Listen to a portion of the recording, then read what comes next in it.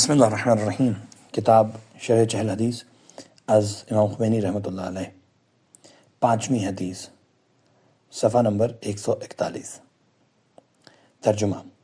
داؤد نے امام جعفر صادق علیہ السلام سے روایت کی ہے کہ حضرت نے فرمایا، رسول خدا نے ارشاد فرمایا کہ خداوند عالم نے جناب موسیٰ بن عمران سے کہا، اے عمران کے بیٹے، میں نے لوگوں پر جو اپنا فضل کیا ہے اس پر کسی سے حسد نہ کرنا، اور نہ اپنی آنکھوں سے ان چیزوں کو دیکھنا، اور نہ اپنے نفس کو اس کے پیچھے لگا دینا، کیونکہ حسد کرنے والا میری نعمتوں پر غضبناک ہے، اور جو کچھ میں نے اپنے بندوں کو تقسیم کیا ہے اس سے روگردانی کرنے والا ہے۔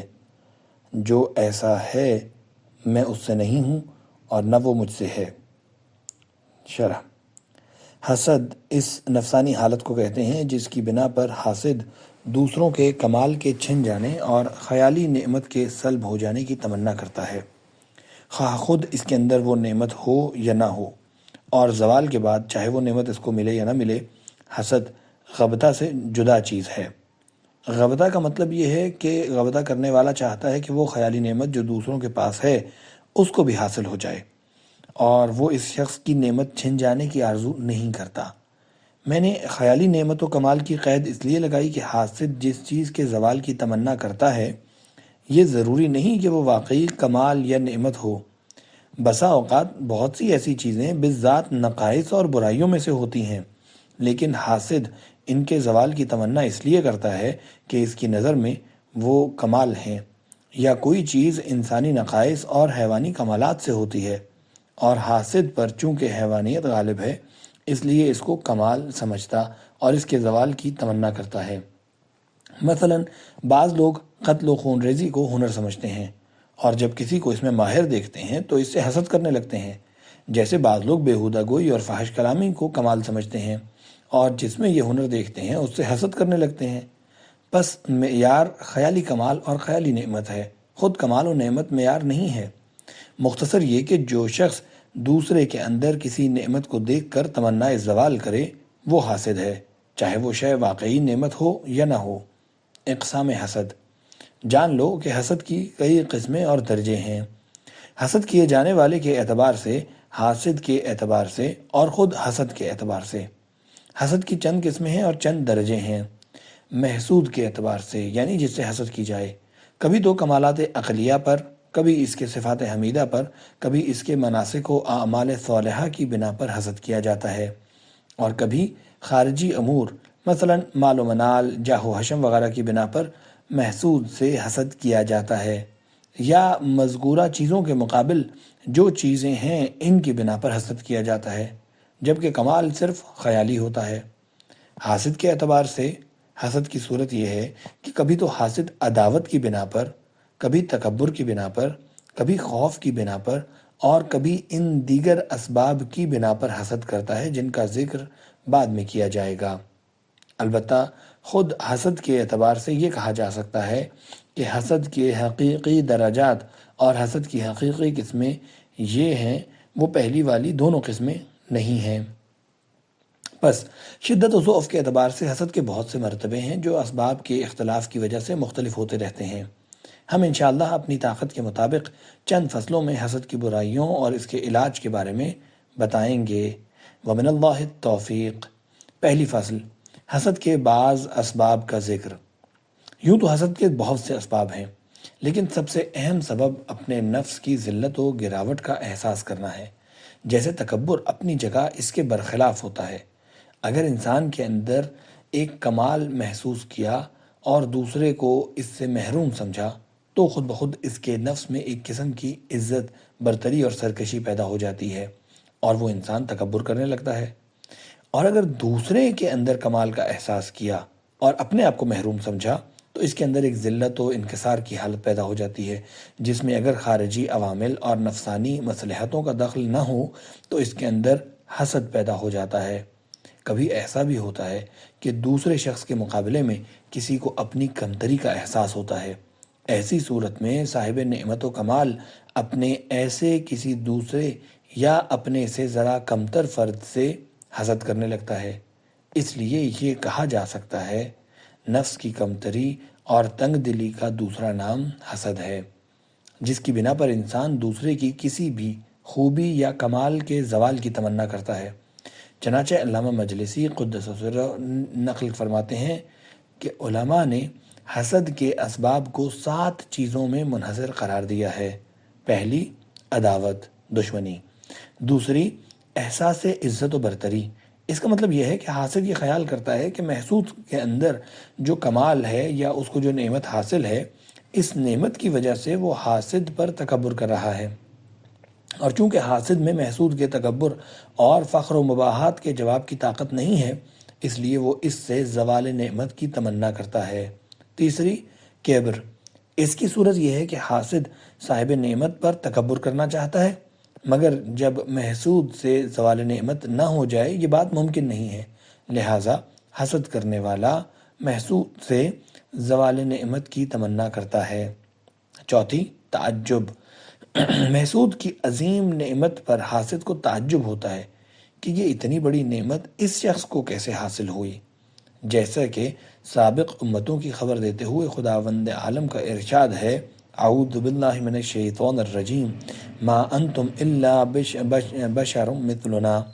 اسی طرح ان امتوں نے کہا، انؤمن لبشرین مثلنا، یعنی ان کو تعجب ہوا کہ جو شخص ہمارے ہی جیسا ہے وہ مرتبہ وحی و رسالت پر کیسے فائز ہو گیا، اس لیے حسد کرنے لگے۔ پانچویں، خوف۔ حاسد اس بات سے ڈرتا ہے کہ کہیں صاحب نعمت اپنی نعمت کی بنا پر اس کے پسندیدہ مقاصد کے راستے میں حائل نہ ہو جائے، اس لیے وہ حسد کرنے لگتا ہے۔ چھٹی، اقتدار کا لالچ۔ یہ اس وقت ہوتا ہے جب کسی کا اقتدار اس بات پر موقوف ہو جائے کہ کوئی بھی دوسرا شخص اس کے برابر نہ ہو۔ ساتویں، بدطینتی، یعنی کوئی ایسا بدباطن ہو کہ وہ کسی کی نعمت کو دیکھ ہی نہ سکتا ہو۔ انتہا کلام المجلسی۔ میں ان میں سے اکثر کی بلکہ سبھی کی بازگشت احساس ذلت نفس اور احساس کمتری کی طرف ہے، جیسا کہ اشارہ بھی کیا جا چکا ہے، اور مشہور علماء نے حسد کی جو تعریف کی ہے، حسد کی بلا واسطہ وجہ بھی یہی ہے۔ لیکن ہم نے حسد کے بارے میں جو یہ بات کہی ہے کہ خود یہ حالت حسد ہے، یہ بات بھی مذکورہ بالا چیزوں کے مخالف نہیں ہے۔ بہرحال ان معانی کے مختلف پہلوؤں کے بارے میں بحث کرنا ہمارا مقصد نہیں، نہ ہی ان صفحات میں یہ مطمع نظر ہے۔ دوسری فصل، حسد کے کچھ مفاسد۔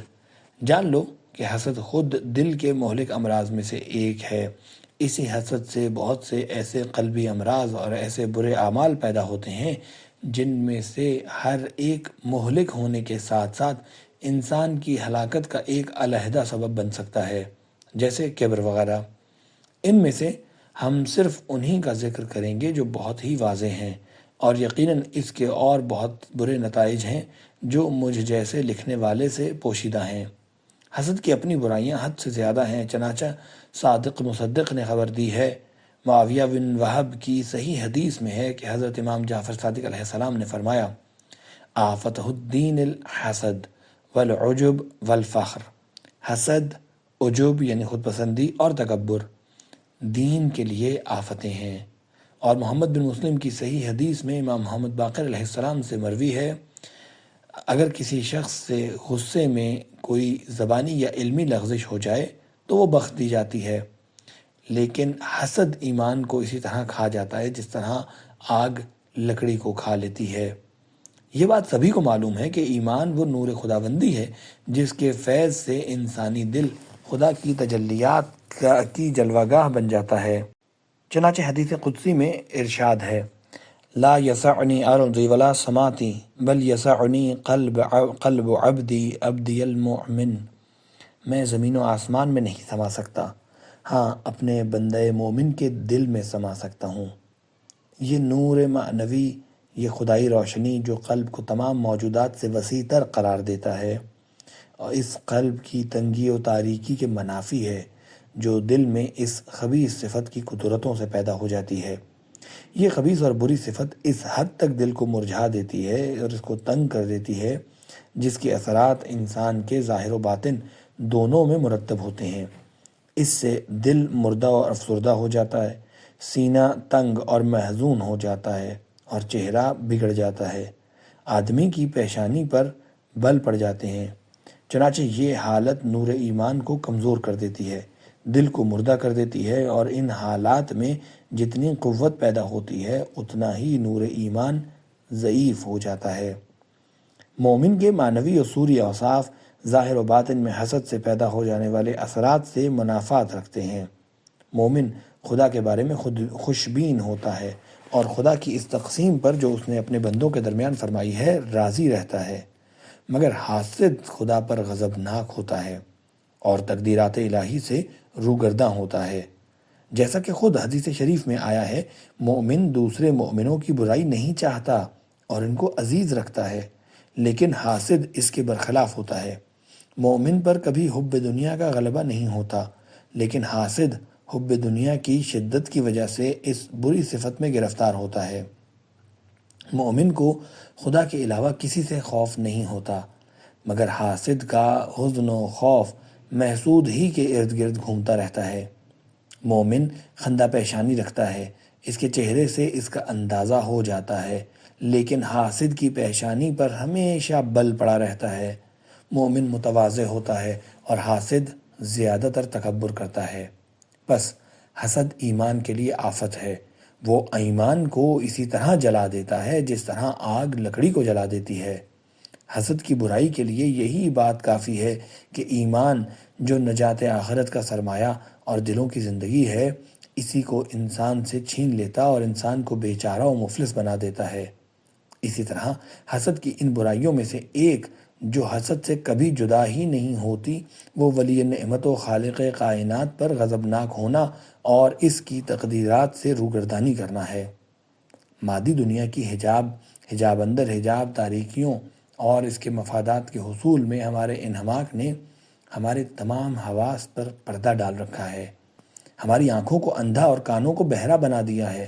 نہ ہم یہ سمجھ پاتے ہیں کہ ہم مالک الملوک پر غضبناک اور اس کی تقدیر سے ناخوش ہیں، اور نہ ہم کو یہ معلوم ہے کہ اس غصے اور بدگمانی کی سزا کے طور پر ملکوت اور دائمی مسکن میں مسخ ہو کر ہماری اصلی صورت کیا ہوگی۔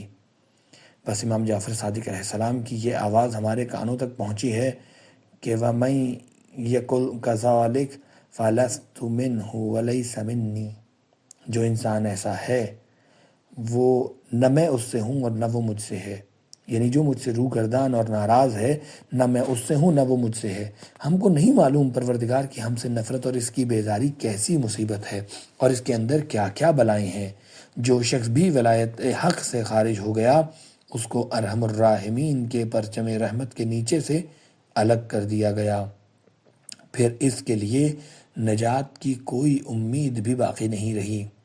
شفاعت کرنے والوں کی شفاعت اس کو نصیب نہیں ہوگی، کیونکہ ہم پڑھ چکے ہیں من ذا الذی یشفع عندہ الا باذنہ، بھلا جو شخص خدا پر غضبناک ہے اور اس کی ولایت کے تحفظ سے خارج ہے، اس کے اور اس کے مالک کے درمیان رشتہ محبت منقطع ہے، اس کی کون شفاعت کر سکتا ہے؟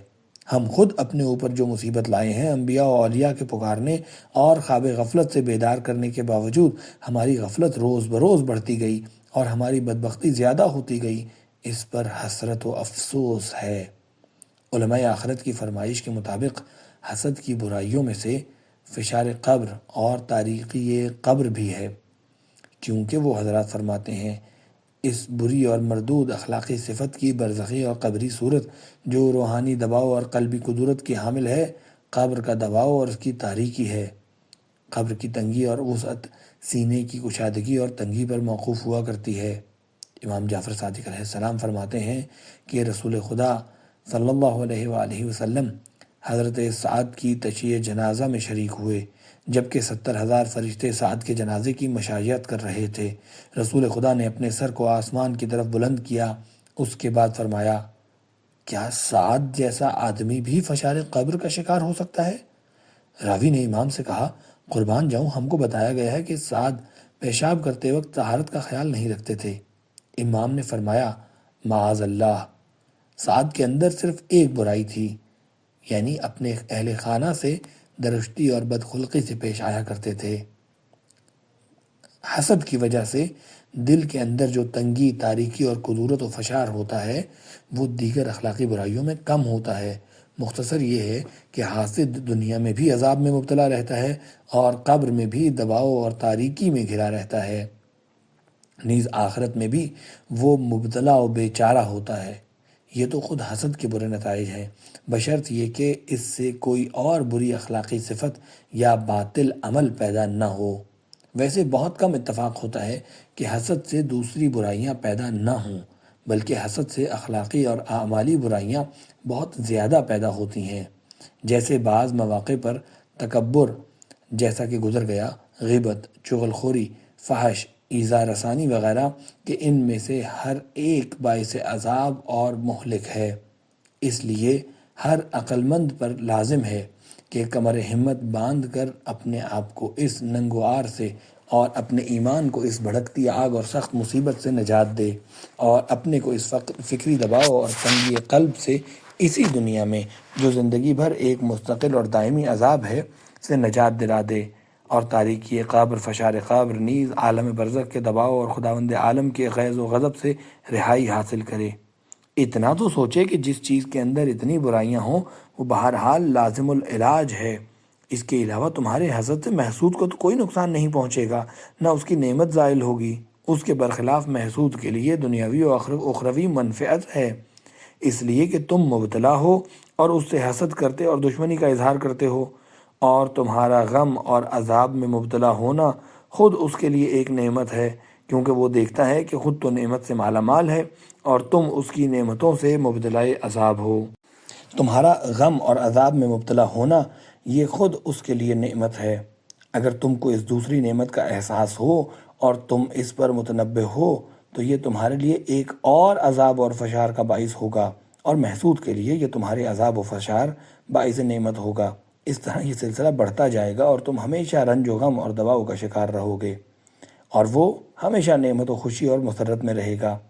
پھر آخرت میں بھی تمہارا حسد اس کے لیے نفع بخش ہوگا، خصوصاً اس وقت جب کہ حسد کے ساتھ تم نے اس پر تہمت لگائی ہو، غیبت کی ہو یا دیگر ایذا پہنچانے والے اقدامات کیے ہوں، تو تمہاری نیکیاں اس کو دے دی جائیں گی اور تم تہی دست و مفلس اور بیچارہ ہو کر رہ جاؤ گے، اور وہ نعمتوں اور عظمتوں کا مالک ہو جائے گا۔ البتہ اگر ان امور میں تھوڑا سا غور و فکر کرو تو اپنے آپ کو اس بری صفت سے پاک کر سکو گے اور نفس کو بھی اس ہلاکت سے نجات دلا سکو گے۔ البتہ یہ کبھی گمان نہ کرنا کہ نفسانی، اخلاقی اور روحانی برائیوں کا دور کرنا ممکن ہی نہیں ہے، کیونکہ یہ سب وہ خام خیالی ہے کہ شیطان اور نفس امارہ نے تمہارے کان میں پھونک دی ہے، اور اس کا مقصد صرف یہ ہے کہ تم کو نجات آخرت اور اصلاح نفس کے راستے پر چلنے سے روک دے۔ انسان جب تک اس تغیر پذیر اور لمحہ بلمحہ بدلتی دنیا میں رہتا ہے، اس کے لیے یہ بھی ممکن ہے کہ تمام اوصاف و اخلاق کو بدل دے، اور ملکات چاہے جتنے بھی مستحکم ہوں جب تک اس دنیا میں ہیں قابل تغیر و تبدل ہیں۔ ہاں یہ ضرور ہے کہ شدت و ضعف کے اعتبار سے ان کے تصفیے کی زحمت میں فرق ہوگا۔ اگر نفس میں شروع سے کوئی صفت پیدا ہو جائے تو تھوڑی سی زحمت اور ریاضت سے اس کو زائل کیا جا سکتا ہے، جیسے اس نئے پودے کو آسانی سے اکھاڑا جا سکتا ہے جس کی جڑیں زیادہ نہ پھیلی ہوں اور زمین میں گہرائی تک نہ گئی ہوں۔ لیکن اگر وہ صفت نفس میں جڑ پکڑ چکی ہے اور ایک مستقل نفسانی صفت میں تبدیل ہو چکی ہے، تب بھی اس کا زوال ممکن تو ہے، لیکن اس کے زائل کرنے میں کافی زیادہ زحمت کرنی ہوگی۔ جیسے جو درخت بہت پرانا ہو چکا ہے، اس کی جڑیں مضبوط ہو چکی ہوتی ہیں، اس کا اکھاڑنا مشکل ہے۔ اس لیے تم قلب و روح کی برائیوں کو جڑوں سے اکھاڑنے میں جتنی دیر کرو گے اتنی ہی زیادہ زحمت اور ریاضت کرنی پڑے گی۔ لہٰذا اے میرے عزیز، پہلے تو اپنی مملکت ظاہر و باطن میں عملی یا اخلاقی برائیاں پیدا ہی نہ ہونے دو، کیونکہ ایسا کرنا بہت آسان ہے، لیکن آنے کے بعد اور پھلنے پھولنے کے بعد اس کو نکال باہر کرنا مشکل ہوگا۔ جس طرح دشمن کو ملک کی سرحدوں یا قلعے کے اندر داخل ہونے سے روکنا آسان ہے، بنسبت اس کے کہ داخل ہو کر قلعے یا چوکیوں پر قبضہ کرنے کے بعد اس کو نکال باہر کرنے کے لیے جدوجہد کریں۔ لیکن وہ برائیاں اگر داخل ہو گئیں تو نکالنے میں جتنی دیر کرو گے اتنی ہی زیادہ زحمت ہوگی، کیونکہ انسان کی اندرونی صلاحیتیں اور قوتیں روز بروز کم ہوتی جاتی ہیں۔ ہمارے شیخ جلیل اور عارف بزرگوار آقا شاہ آبادی نے فرمایا، جب تک جوانی کی طاقتیں اور ان کا نشاط باقی ہے، اخلاقی برائیوں کے خلاف تم بہتر طریقے سے جہاد کر سکتے اور انسانی فرائض کو بڑی عمدگی سے ادا کر سکتے ہو۔ ان طاقتوں کو ضائع نہ ہونے دو کہ بڑھاپا آ جائے، کیونکہ بڑھاپے میں ان کو دور کرنے کی توفیق ملنا مشکل ہے۔ اگر توفیق مل بھی گئی تو اصلاح کرنے میں بڑی زحمت ہوگی۔ لہٰذا عقل مند اگر کسی چیز کی برائی کے بارے میں سوچ بچار کرے تو اگر اس برائی میں ابھی داخل نہیں ہوا ہے اس کے کنارے بھی نہیں پھٹکے گا اور نہ اپنے آپ کو اس میں آلودہ کرے گا۔